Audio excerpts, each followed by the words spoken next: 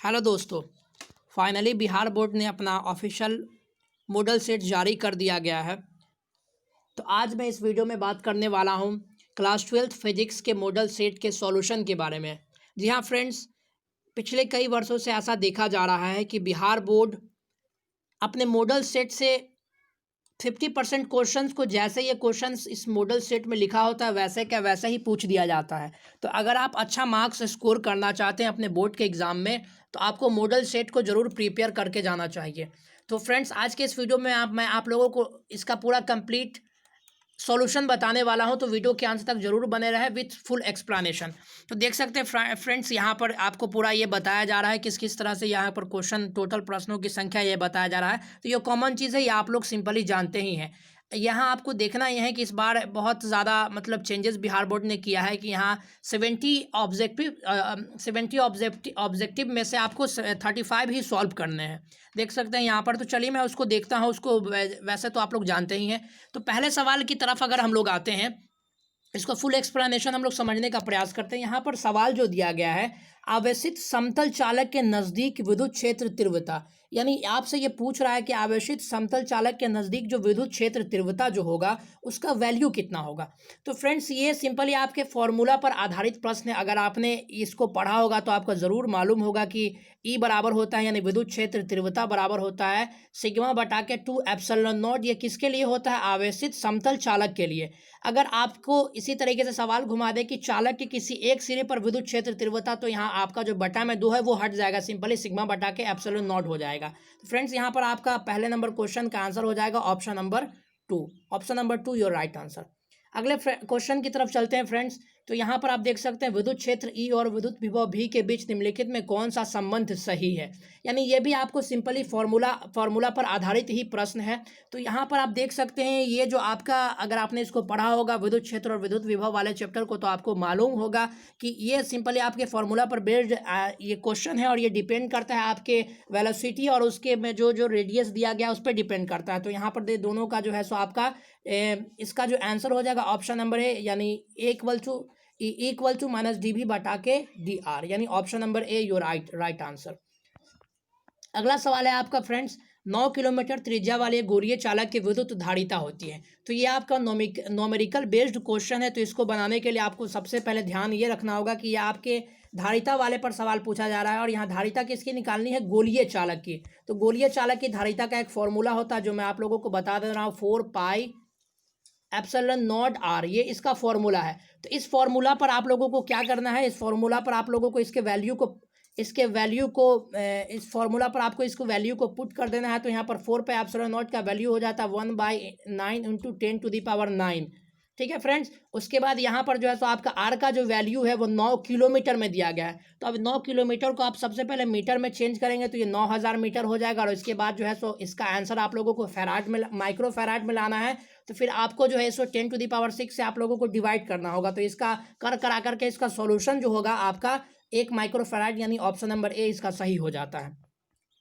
अगला है आपका समांतर पट्टिका संधारित्र की धारिता होती है, यानी क्वेश्चन नंबर 4 का जो आपका आंसर है ये भी आपका जो है फॉर्मूला बेस्ड क्वेश्चन है। तो यहाँ पर क्वेश्चन नंबर 4 का जो आपका आंसर है ऑप्शन नंबर है, यानी epsilon naught E epsilon naught उसके बाद epsilon naught R A by D, यानी option number A your right answer.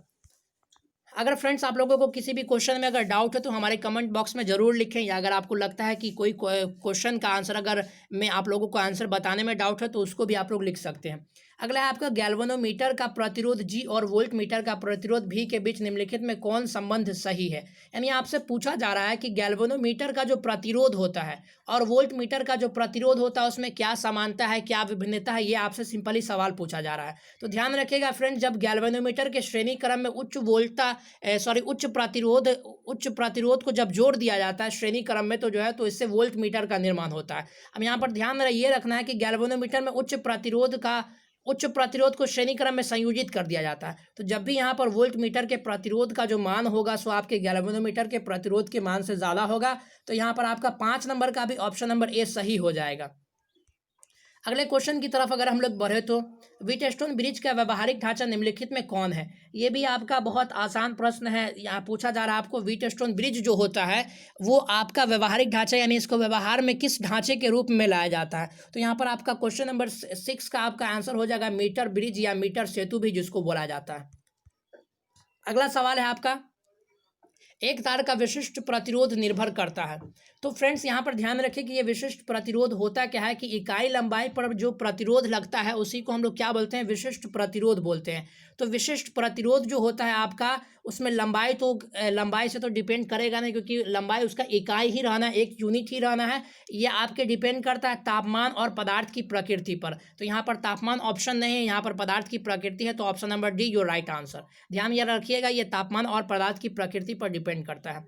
अगला सवाल है आपका, किरचॉफ के बिंदु नियम में निम्नलिखित में कौन भौतिक राशि संरक्षित रहती है, जिसको किरचॉफ्स फर्स्ट लॉ भी बोलते हैं।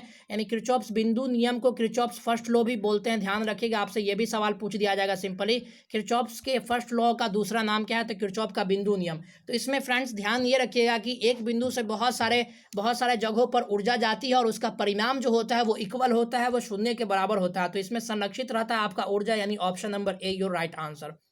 अगला है फ्रेंड्स आप लोगों का, धारावाही चालक के अंदर इलेक्ट्रॉन की गति होती है। अब फ्रेंड्स ये सवाल मैं आप लोगों के ऊपर छोड़ रहा हूँ, आप लोगों का प्रिपरेशन मैं चेक करना चाहता हूँ कि आप लोगों का कितना ज़्यादा आप लोग प्रिपेयर हैं अपने बोर्ड के एग्ज़ाम देने के लिए। तो इसके आंसर को हमारे कमेंट बॉक्स में ज़रूर लिखें और हमें बताएं। हम देखना चाहते हैं कि आप लोग अपने आप में कितना ज़्यादा तैयार हैं, और इसका मैं आंसर आप लोगों को इसका प्रोवाइड करवा दूंगा कमेंट के माध्यम से।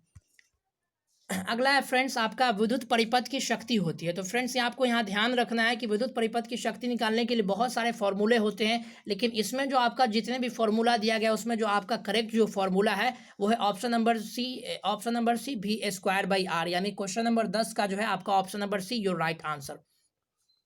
अगला है आपका, चुंबकीय क्षेत्र में गतिशील आवेश पर बल के लिए निम्नलिखित में कौन सही है। तो ध्यान ये रखिएगा फ्रेंड्स, यहाँ पर 11 नंबर जो क्वेश्चन है ये बहुत ही ज़्यादा एग्जाम के पॉइंट ऑफ व्यू से महत्वपूर्ण है। ये कई बार हमेशा ये पूछा जाता है, हर 1 साल 2 साल बीच करके इस प्रश्न को पूछा जाता है। तो यहाँ पर देखिए ये भी फॉर्मूला बेस्ड क्वेश्चन है, तो इसका आपका आंसर हो जाएगा 11 नंबर का आंसर हो जाएगा option number B, vector F equal to Q into vector v cross vector B.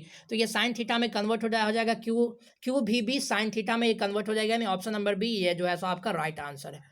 उसके बाद आप देख सकते हैं चुंबकीय फ्लक्स का एसआई मात्रक, ये भी काफ़ी आसान प्रश्न है। तो इसका आपका राइट आंसर हो जाएगा ऑप्शन नंबर डी यानी वेबर। ये वेबर जो है आपका चुंबकीय फ्लक्स का एसआई मात्रक है। The unit of magnetic flux ये है आपका क्या है, वेबर है।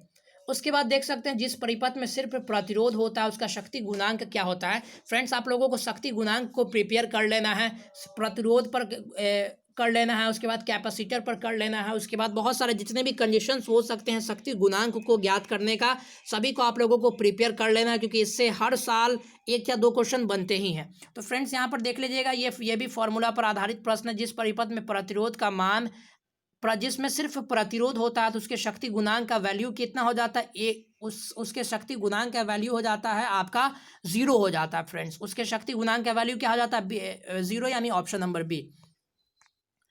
उसके बाद फ्रेंड्स यहाँ पर आप देख सकते हैं क्वेश्चन नंबर 14 जो है, तो क्वेश्चन नंबर 14 का जो आपका राइट आंसर हो जाएगा, प्रत्यावर्ती धारा का मूल वर्ग माध्य मान यानी IRMS आपसे पूछा जा रहा है। तो यहाँ पर I0 बटा के √2, यानी यहाँ पर आपको क्वेश्चन नंबर 14 का जो है सो आपका राइट आंसर हो जाएगा ऑप्शन नंबर डी, यानी शिखर धारा का मान बटा के √2, यानी पीक करंट जो होगा I0 का जो वैल्यू होगा उसमें आप √2 से डिवाइड कर देंगे तो वही आपके क्या होगा, प्रत्यावर्ती धारा का मूल वर्ग माध्य मान आपको ज्ञात हो जाएगा। उसके बाद देख सकते हैं फ्रेंड्स अगला सवाल जो है आपका, ये क्वेश्चन बहुत बार ये पूछा जाता है, 2019 में भी इसको पूछा गया था, 2018 में भी ये सवाल पूछा गया था और इस बार के मॉडल पेपर में भी इसको दिया गया है। तो संभावना है कि इस बार भी पूछा जाए, इसलिए इसको आप लोग ज़रूर प्रिपेयर करके जाएं। एक चुंबक के चुंबकीय लंबाई LM और ज्यामितीय लंबाई LG के बीच निम्नलिखित में कौन सा सही संबंध है। यानी आपसे ये रिलेशन पूछ रहा है कि LM और LG में कौन सा रिलेशन है। तो फ्रेंड्स ये भी आपका फॉर्मूला बेस्ड क्वेश्चन है, इसमें जो आपका जो रिलेशन हो जाएगा 15 नंबर का जो आपका राइट आंसर हो जाएगा ऑप्शन नंबर बी, यानी LG इक्वल्स टू 5/6 LM। ये फॉर्मूला बेस्ड क्वेश्चन है, इससे बहुत सारे न्यूमेरिकल्स भी बोर्ड में तो खैर नहीं पूछे जाते हैं, लेकिन इससे बहुत सारे न्यूमेरिकल्स आपके लिए इम्पोर्टेंट है। उसके बाद देख सकते हैं क्वेश्चन नंबर 16 जो है, यदि BH पृथ्वी के चुंबकीय क्षेत्र का क्षैतिज घटक और नमन कोण हो तो पृथ्वी के चुंबकीय क्षेत्र के लिए निम्नलिखित में कौन सही है। ये प्रश्न फ्रेंड्स मैं आप लोगों के लिए छोड़ रहा हूँ, इस का आंसर हमारे कमेंट बॉक्स में जरूर बताएं। एक वो क्वेश्चन और ये वाला क्वेश्चन। फ्रेंड्स जो विद्यार्थी इसके आंसर को सही सही बताएगा तो फ्रेंड्स मैं उसकी तैयारी से बहुत ही ज़्यादा प्रभावित होऊंगा कि उस बच्चे की तैयारी बहुत ही ज़्यादा सही है। तो इसका आंसर हमारे कमेंट बॉक्स में ज़रूर बताएं। उसके बाद देख सकते हैं फ्रेंड्स क्वेश्चन नंबर 17 जो है, चुंबकन तीव्रता यानी इंटेंसिटी ऑफ द मैग्नेटाइजेशन, यानी क्वेश्चन नंबर 17 जो है इसका आपको आंसर पूछा जा रहा है। ये भी आपका जो है इकाई यानी इससे यूनिट पूछी जा रही है। तो क्वेश्चन नंबर 17 का जो आपका राइट आंसर हो जाएगा ऑप्शन नंबर है, यानी एम्पियर पर मीटर, यानी एम्पियर पर मीटर ये है आपका चुंबकन तीव्रता की ये इकाई है, यानी option number C your right answer. अब देखिए चुंबकीय याम्योत्तर, अब ये आपसे पूछ रहा है चुंबकीय याम्योत्तर है, तो फ्रेंड ध्यान रखिएगा चुंबकीय याम्योत्तर क्या करता है कि इसके दक्षिणी ध्रुव को जो है उत्तरी ध्रुव से जोड़ने का काम करता है। तो ये क्या होता है, चुंबकीय याम्योत्तर एक प्रकार का रेखा है, एक लाइन है, ध्यान रखिएगा फ्रेंड्स। तो यहाँ पर आपका राइट आंसर हो जाएगा ऑप्शन नंबर बी, यानी एक रेखा। उसके बाद आप लोग देख सकते हैं सामान्य समायोजन में सरल सूक्ष्मदर्शी का आवर्धन क्षमता जो होता है, यानी 19 नंबर का जो है आपका ये क्वेश्चन है। ये आपका जो क्वेश्चन लिया गया है ये आपके लेंस से रिलेटेड सवाल है।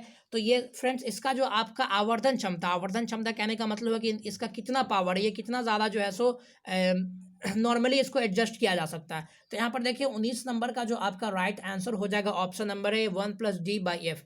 ये जो है आपका सामान्य समायोजन के लिए है। उसके बाद देख सकते हैं सामान्य आंख लेंस का फोकस दूरी लगभग होता है, यानी क्वेश्चन नंबर 20 जो आपसे पूछा जा रहा है। तो इसका जो एक्यूरेट जो वैल्यू होता है 1.7 सेंटीमीटर होता है, और यहाँ पर 1.7 सेंटीमीटर तो कहीं पर कोई ऑप्शन नहीं है, लेकिन इसके सबसे जो नियरेस्ट है वो आपका ऑप्शन नंबर बी 2 सेंटीमीटर है। लेकिन ध्यान रखिएगा इसका एग्जैक्ट जो वैल्यू है 1.7 सेंटीमीटर ही है। अगला देख सकते हैं फ्रेंड्स यहाँ पर है हीरा का क्रांतिक कोण यानी क्रिटिकल एंगल आपसे पूछा जा रहा है। तो ये भी आपका इसका भी राइट आंसर हो जाएगा ऑप्शन नंबर ए, यानी 24.41 डिग्री, यानी क्वेश्चन नंबर 21 का राइट आंसर ऑप्शन नंबर ए। उसके बाद देख सकते हैं फ्रेंड्स यहाँ पर दो संपर्कित उत्तल लेंसों का समतुल्य लेंस कहलाता है। तो फ्रेंड्स दो अगर आप उत्तल लेंसों का आपस में समतुल्य कर दे, आपस में जोड़ दे, तो वो कॉनकेव बन जाएगा, यानी अवतल लेंस का कॉनकेव कॉन्वेक्स लेंस में वो परिवर्तित हो जाएगा, अवतलो उत्तल, यानी option number be your right answer. अगला है आपका प्रकाशित तंतु का मूल सिद्धांत होता है, यानी क्वेश्चन नंबर 23 का जो आपका सवाल है, यानी क्वेश्चन नंबर 23 जो है इसका राइट आंसर हो जाएगा, यानी प्रकाशीय तंतु जो होता है इससे प्रकाश को रिफ्लेक्ट किया जाता है, परावर्तित किया जाता है। तो इसका मूल सिद्धांत क्या है, प्रकाश का परावर्तन, यानी ऑप्शन नंबर ए। सामान्य आंख के लिए स्पष्ट दृष्टि के लिए न्यूनतम दूरी कितनी होती है। तो यहाँ पर ध्यान रखिएगा फ्रेंड्स, न्यूनतम दूरी का मतलब होता है कि इसके नज़दीक ले जाने के बाद आपको कोई भी वस्तु दिखाई नहीं देगी। स्पष्ट दृष्टि कहने का मतलब ये हुआ कि साफ साफ आप किस चीज़ को देख सकते हैं या किस चीज़ को नहीं देख सकते हैं। तो स्पष्ट दृष्टि की न्यूनतम दूरी के बारे में अगर बात किया जाए तो इसका आपका राइट आंसर हो जाएगा ऑप्शन नंबर डी, यानी 25 सेंटीमीटर से नज़दीक अगर आप किसी वस्तु को लाएंगे तो आप उसको स्पष्ट रूप से देख तो सकते हैं, लेकिन स्पष्ट या साफ रूप से आप उसको नहीं देख सकते हैं। तो option number D your right answer. अगला आपका इंद्रधनुष के निर्माण के लिए निम्नलिखित में प्रकाश की कौन सी घटना सही है। तो फ्रेंड्स यहाँ पर देख सकते हैं इसमें प्रकाश का परावर्तन भी होता है, प्रकाश का अपवर्तन भी होता है, प्रकाश का प्रकीर्णन भी होता है, लेकिन सिर्फ इसमें आपका ऑप्शन है प्रकाश का प्रकीर्णन, तो आप सिर्फ इसको ही मानते चले। लेकिन ध्यान ये रखिएगा इसमें प्रकाश का परावर्तन, प्रकाश का अपवर्तन और प्रकाश का प्रकीर्णन तीनों होता है। तो यहाँ पर सिर्फ प्रकीर्णन है, तो राइट आंसर आपका ए हो जाएगा। उसके बाद देख सकते हैं कि इस रंग के प्रकाश के लिए कांच का अपवर्तनांक अधिक होता है। तो यहाँ पर ऑप्शन नंबर बी है, ये एक ऐसा रंग होता है जो कि मतलब ज़्यादा ये कांस्टेंट रहता है, इसको उतना मीडियम से कुछ खास फर्क नहीं पड़ता। Option number be your right answer. विनाशकारी व्यतिकरण के लिए पथांतर होता है। तो फ्रेंड्स यहाँ पर जो ऑप्शन है इसमें हमको कुछ डाउट लग रहा है, क्वेश्चन नंबर 27 का, इसमें ऑप्शंस जो है मेरे हिसाब से इसमें ऑप्शंस गलत हैं। तो फ्रेंड्स इसको आप लोग बताएं हमारे कमेंट बॉक्स में कि इस वाले क्वेश्चन पर आपकी क्या राय है और इसका क्या आंसर होना चाहिए। अगला सवाल है आपका, प्रकाश के अनुपस्थ तरंग की प्रकृति में निम्नलिखित में कौन सी घटना की पुष्टि होती है। तो अनुप्रस्थ तरंग यानी ये जो तरंगीय गुण को जो दर्शा रहा है। तो देखिए प्रकाश का ध्रुवीकरण होता है, ध्रुवीकरण कहने का मतलब हुआ कि उसको कितना ज़्यादा मोड़ा जा सकता है, कितना ज़्यादा उसको ध्रुवित किया जा सकता है। तो यहाँ पर आपका ऑप्शन नंबर डी यानी पोलराइजेशन, यानी ऑप्शन नंबर डी यानी ध्रुवीकरण है। अगला है आपका अवरोध के किनारों से प्रकाश का मुड़ना क्या कहलाता है। तो अवरोध के किनारे यानी क्वेश्चन नंबर डी, किनारों से कहने का अर्थ ये होता है, मान लीजिए ये कोई पदार्थ है, ठीक है, ये छोटा सा पदार्थ रखा हुआ है, जब इतना बड़ा पदार्थ नहीं, छोटा सा पदार्थ है, प्रकाश की किरण आई, प्रकाश की किरण आए, लेकिन हम लोग क्या जानते हैं प्रकाश की किरण के गुण में कि प्रकाश की किरण हमेशा सीधी रेखा में गमन करती है। और यहाँ पर जो आपका ये जो क्वेश्चन जो है ये क्या है, इसका अपवाद है, यानी इसका जो आंसर होगा वो घटना क्या है, इसका अपवाद है, यानी यहाँ पर विवर्तन की घटना होती है और ये प्रकाश की किरण अपने रास्ते से थोड़ा सा विचलित होकर के गुजर जाती है, यानी थोड़ा सा मुड़ती है, उसके बाद फिर अपना स्ट्रेट पाथ लेते हुए चली जाती है। तो यहाँ पर आपका इसका राइट आंसर हो जाएगा ऑप्शन नंबर बी, यानी विवर्तन यानी डिफ्रेक्शन। अगला सवाल है आपका चांदी का कार्यफलन होता है। अब फ्रेंड्स ये सवाल आता है, कार्यफलन भी आपके एग्जाम में कई बार पूछ दिया जाता है, तो फ्रेंड्स कार्यफलन से रिलेटेड सवाल को आप ज़रूर प्रिपेयर करके जाएं, जान लें कि ये कार्यफलन क्या होता है। कि देखिए किसी भी एक इलेक्ट्रॉन को किसी भी पदार्थ से निकालने के लिए या किसी भी इससे निकालने के लिए जितनी ऊर्जा की आवश्यकता होती है उसी को हम लोग क्या बोलते हैं, कार्यफलन बोलते हैं। तो यहाँ पर चांदी का जो कार्यफलन जो होता है नॉर्मली जो होता है 4.7 इलेक्ट्रॉन वोल्ट। और यहाँ पर से दूसरा सवाल क्या पूछा जा सकता है फ्रेंड्स कि इसका कार्यफलन का एसआई मात्रक या एसआई यूनिट क्या होता है। तो ध्यान रखिएगा इसका एसआई मात्रक होता है इलेक्ट्रॉन वोल्ट यानी ईवी, और इसको सूचित करते हैं हम लोग ईवी से। तो ये भी सवाल आपसे पूछा जा सकता है। अब यहाँ पर देखिए फ्रेंड्स अगला क्वेश्चन है प्लांक नियतांक का मान होता है, यानी ये भी आपका फॉर्मूला बेस्ड क्वेश्चन है, आपसे पूछा जा रहा है प्लांक नियतांक का वैल्यू। तो प्लांक नियतांक का जो मान होता है वो आपसे पूछा जा रहा है। तो यहाँ पर इसका राइट आंसर हो जाएगा क्वेश्चन नंबर 31 का आपका राइट आंसर है ऑप्शन नंबर सी, यानी 6.626 × 10⁻34 जूल सेकेंड, यानी option number C your right answer. अगला सवाल है आपका फोटोन का गतिक द्रव्यमान होता है, यानी dynamic mass of photon is. तो यहाँ पर फ्रेंड्स इसको अगर आप निकालना चाहें, इसको निकालना भी काफ़ी ज़्यादा आसान है, कभी एक्सप्लेन करके मैं इसका जो अगर सब्जेक्टिव सवाल जो सॉल्व करूँगा तो उसमें मैं इसको सॉल्व भी करने वाला हूँ। तो यहाँ पर इसका राइट आंसर हो जाएगा option number B h/c lambda, यानी option number C your right answer. निम्नलिखित में कौन श्रेणी पराबैंगनी परिसर में है। तो फ्रेंड्स ये सवाल आपके हाइड्रोजन स्पेक्ट्रम से सवाल, ये 11th का मुख्य रूप से बेसिक पार्ट है, 12th में भी पढ़ना है लेकिन उतने अच्छे से नहीं पढ़ना है, ये फिजिक्स में भी पढ़ना है आप लोगों को, केमिस्ट्री में भी पढ़ना है। तो फ्रेंड्स ध्यान रखें कि यहाँ पर जो है आपका 33 नंबर का जो सवाल है वो आपके एग्जाम के पॉइंट ऑफ व्यू से काफ़ी ज़्यादा महत्वपूर्ण है। आपको पराबैंगनी यानी अल्ट्रावायलेट परिसर में पूछा जा रहा है। तो ये लाइमेन श्रेणी है, ये जो है सो आपका अल्ट्रावायलेट रेजिन में आता है, यानी पराबैंगनी परिसर में ये मुख्य रूप से आता है। उसके बाद फिर आपका बामर है, पार्शन है, ब्रैकेट है। तो ये इसके रीजन्स जो है सो अलग अलग है, इसके लिए वैल्यू जो इनका जो वैल्यू होता है वो भी डिफर करता है। इसको मैं आप लोगों को अच्छे से एक वीडियो में एक्सप्लेन करके बताऊँगा, तो इसको जानने के लिए हमारे चैनल से ज़रूर जुड़े रहें। उसके बाद देख सकते हैं रेडियो एक्टिविटी के लिए निम्नलिखित में कौन उपर्युक्त नहीं है। तो यहाँ पर रेडियो एक्टिविटी को जो घटना है ये नाभिकीय घटना है, परमाणविक घटना है और स्वतः स्फूर्त घटना है, यानी स्पॉन्टेनियस फेनोमेना, ये खुद से होता रहता है। तो यहाँ पर एक ऑप्शन सिर्फ बच जा रहा है ऑप्शन नंबर बी, तो इसका राइट आंसर हो जाएगा ऑप्शन नंबर बी। तेजी से चलने वाला इलेक्ट्रॉन जो होता है, तो फ्रेंड्स ध्यान ये रखिएगा नॉर्मली जो हम लोगों के शरीर में अगर किसी भी प्रकार का कोई दुविधा आ जाता है, हम लोग बीमार पड़ जाते हैं तो हम लोग जाते हैं एक्सरे करवाने। तो ये क्या होता है कि इलेक्ट्रॉन्स जाते हैं और वो फिगर यानी फोटो लेकर के आते हैं हमारे शरीर का। तेजी से चलने वाले जो इलेक्ट्रॉन होते हैं वो एक्स किरणें होते हैं, यानी एक्स रेज होते हैं। उसके बाद अगला सवाल आपसे पूछा जा रहा है अल्फा कण होता है। तो अल्फा कण के बारे में आपसे सवाल पूछा जा रहा है क्वेश्चन नंबर 36। तो यहाँ पर ध्यान रखिएगा कि अल्फा कण जो होता है सो आपका क्वेश्चन नंबर 36 अल्फा कण जो होता है सो आपका ऑप्शन नंबर सी यानी हीलियम नाभिक होता है। और ध्यान ये रखें कि अल्फा कण और बीटा कण से रिलेटेड जरूर सवाल आएगा, तो इसको आप लोग जरूर प्रिपेयर करके जाएं। या अल्फा कण के बारे में पूछ दिया गया तो हो सकता है आपके एग्जाम में बीटा कण के बारे में पूछ दिया जाए, तो उसको आप लोग जरूर प्रिपेयर कर ले। उसके बाद देख सकते हैं प्रेषी एंटीना की परास डी, टीवी प्रेषण टावर की ऊंचाई h और पृथ्वी की त्रिज्या r के बीच संबंध है। तो यहाँ पर इसका फ्रेंड ये भी फॉर्मूला बेस्ड क्वेश्चन है, तो इसका आंसर हो जाएगा ऑप्शन नंबर डी बराबर √√2HR, यानी option number be your right answer. अगर डाउट है तो हमारे कमेंट बॉक्स में जरूर लिखें। मूल अवस्था में हाइड्रोजन परमाणु की ऊर्जा जो होती है, तो मूल अवस्था में जो हाइड्रोजन परमाणु होता है उनका जो ऊर्जा होता है -13.6 इलेक्ट्रॉन वोल्ट होता है। ध्यान ये रखिएगा कि ऊर्जा को, परमाणु की ऊर्जा को मापने का इकाई क्या होता है, इलेक्ट्रॉन वोल्ट होता है। यह सवाल मैं दोबारा दोहरा रहा हूँ, ये आपके एग्जाम के पॉइंट ऑफ व्यू से काफ़ी ज़्यादा महत्वपूर्ण है, इसलिए इसको ज़रूर प्रिपेयर करें।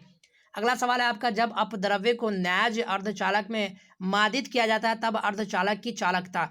ध्यान ये रखिएगा, when an impurity is dropped into an intrinsic semiconductor it's conductivity. यानी आपसे ये सवाल पूछा जा रहा है, सवाल सिंपली आपसे ये पूछा जा रहा है कि जब जो है आपके किसी भी इंट्रिंसिक सेमीकंडक्टर में जब उसको कोई भी इम्प्योरिटी यानी कोई भी बेकार पदार्थ को या कोई भी अपद्रव्य पदार्थ को उसमें डाला जाता है तो उसकी चालकता पर क्या प्रभाव पड़ता है। तो फ्रेंड्स ये सवाल मैं आप लोगों के लिए छोड़ रहा हूँ, ये एक दो सवाल ऊपर मैंने छोड़ा, ये सवाल आप लोगों के लिए छोड़ रहा हूँ। इसको, ये बहुत ज़्यादा आसान है, इसका आप एक लाइन में हमारे कमेंट बॉक्स में आंसर दे सकते हैं। मैं देखना चाहता हूँ कि आप लोगों का प्रिपरेशन कितना ज़्यादा है। उसके बाद देखिए फ्रेंड्स, अगला क्वेश्चन है, नॉर गेट का बूलियन व्यंजक होता है। तो NOR gate, NAND gate, AND gate, इसका मैं एक स्पेसिफिक वीडियो लेकर के आया हूँ, लेकर के आने वाला हूँ, और मैंने इसको लेकर के भी आया जिसका लिंक मैं चैनल के नीचे दे दूंगा, डिस्क्रिप्शन बॉक्स में दे दूंगा, वहां से जाकर के आप लोग देख सकते हैं। और इसका आंसर भी आप लोगों को हमारे कमेंट बॉक्स में बताना है। तो फ्रेंड्स इस वीडियो में हम लोग 40 आंसर्स को ही देखने वाले हैं। इसका अगला वीडियो जो होगा उसको हम लोग 40 के आगे से कंटिन्यू करेंगे और पिछले क्वेश्चंस के आंसर्स को हम लोग उसी में प्रोवाइड करने की कोशिश करेंगे। तो फ्रेंड्स हमारे चैनल के साथ जरूर जुड़े रहें। मिलते हैं अगले वीडियो में, तब तक के लिए धन्यवाद। सारे मॉडल पेपर्स का आंसर को इसी पर अपलोड किया जाएगा। थैंक यू वेरी मच, मिलते हैं अगले वीडियो में।